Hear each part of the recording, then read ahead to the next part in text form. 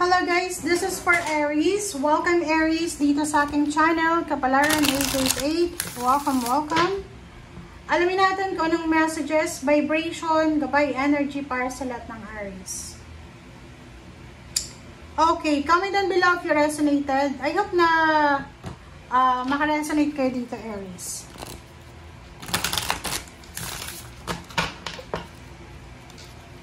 Okay, Aries.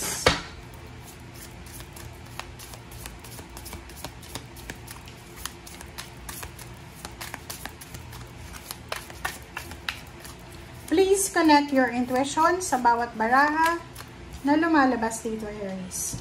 Number 41, 5, number 33. Okay. Nostalgia, number 33. Etong first card na to, sinasabi ng barahan na kailangan mong mag-focus. Kailangan mag-focus sa kasalukuyan. Now, here. Okay? And do it for you. Maybe mayroong mga Aries na hindi maka-move on sa kanilang past. Like, for example, nostalgic siya eh. Like, pabalik-balik. Ang nakikita ko sa inyo dito, maybe this is your bisyo, this is your relationship. May mga relationship kasi tayo, di ba, na nagbe-break, magbabalikan, nagbe-break, nagbabalikan, hanggang sa naging toxic na lang. Okay? Kasi minsan, masyado tayong naka-focus sa past na hindi natin ma-let go. So, dito sinasabi, do it for you. Gawin mo siya para sa'yo, Aries. Mag-focus ka sa kung anong nangyayari sa'yo sa ngayon. Mag-focus ka sa freedom na meron ka sa ngayon. Mag-focus ka sa be grateful and thankful sa kung anong meron ka sa ngayon. Like, kahit ang lungkot ng buhay mo, wala kang pera, wala kang karelasyon, may mga problema sa pamilya, ilagay mo yung kamay mo sa puso mo. And, tumingin ka sa taas. Thank you, Lord. Buhay ka pa. Thank you, Lord. You're breathing. Diba? Yun yung importante. Mag-focus ka sa ngayon. Magpasalamat ka sa ngayon kasi nandito ka pa. Or, yung mga trials and errors, mistakes mo from the past ay napagtagumpayan mo. And do it for you. Gawin mo siya para sa'yo, hindi para sa ibang tao. Okay? Huwag na tayong masyadong mag-focus sa past and huwag tayong masyadong ma-overwhelm para sa future na parang iisipin mo, ano kayang mangyayari sa akin next year? Ano kayang mangyayari sa akin? Ano kayang mangyayari sa akin pagtanda ko? Parang ganun. May mga ganun na ini-stress yung buhay sa mga walang kwentang bagay. Okay?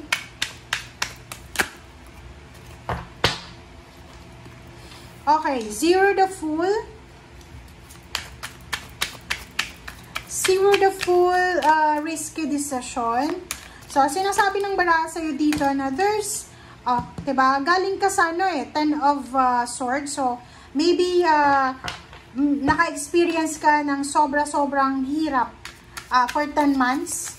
Like maybe, few months ago, 10 years ago, 10 months ago, ay hindi naging maganda, naging maayos yung takbo ng buhay mo. And now, the universe will give you the freedom. Will give you the freedom, will give you the parang boost, new start, new beginnings sa mga hindi mo na ituloy na plano. For example, nagkasakit ka for 10 months or nabuntis ka, nanganak ka, tapos marami ka sanang plano sa buhay. And like for example, kung isa kang model, diba? Lumaki yung tiyan mo, tumaba ka. Sinasabi ng baraha sa'yo na hindi pa uli ang lahat. The universe will give you the freedom. The universe will give you the new start boost para makapagsimula ka ulit. So, dito sinasabi ng High Priestess na there's a hidden message. There's a hidden success. There's a hidden miracle ang posibleng darating sa'yo na pwedeng magdala sa'yo ng achievements, accomplishment, celebration, okay, success, direction, and, tingnan natin, and choices. Diba? So, bakit ka na-overwhelm? Bakit ka masyadong natatakot? Hindi ka dapat matakot. Okay? Huwag kang matakot sa sa past mo. Kasi minsan, di ba, yung mga past natin, parang ang feeling ng iba, Aries, like ikaw, ang feeling mo, yung past mo ay konektado sa present situation mo. Hindi.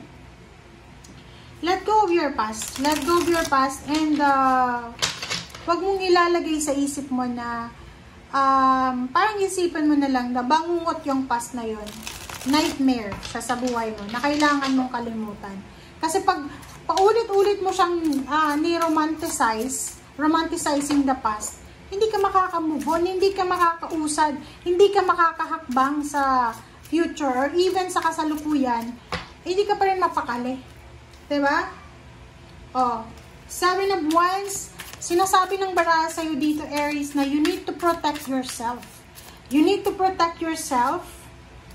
And double yung High Priestess, so sinasabi na you need to protect your dreams, success, parang ganun. Okay. Five of Wands, sinasabi ng baraha na huwag tayong masyadong magulo, huwag tayong masyadong parang anong tawag dito, hindi naman sa war freak, huwag tayong masyadong mainitin yung ulo natin. Kontrolin mo yung emosyon mo. May mga bagay-bagay talaga, Aries, na hindi sa'yo papabor. Like for example, may mga bagay-bagay na gustong-gusto natin. Like for example, gusto natin na ng sapatos, ng cellphone, ng motor, ng sasakyan. For example, yung nabasa ko. May nabasa ako sa sa Facebook, yung parang confession.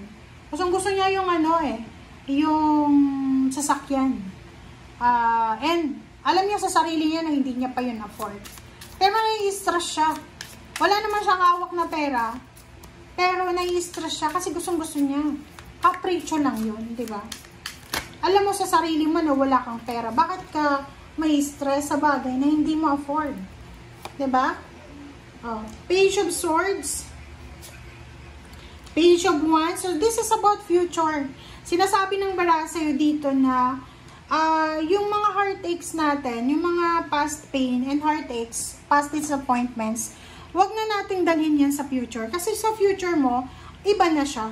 Okay? So, sinasabi dyan ng baraha sa'yo na you need to accept the reality na nandito ka na sa ngayon. Nandito ka sa kasalukuyan. And pagpatuloy mo siya na, like for example, may asawa ka ng bago.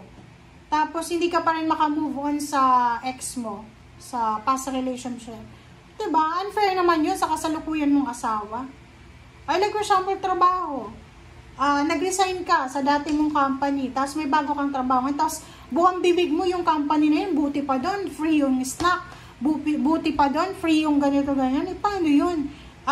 Ikaw yung nag-desisyon nun, diba? So, kailangan natin na mag-move on na, start over, okay? Heal yourself, and yun, ituloy yung laban.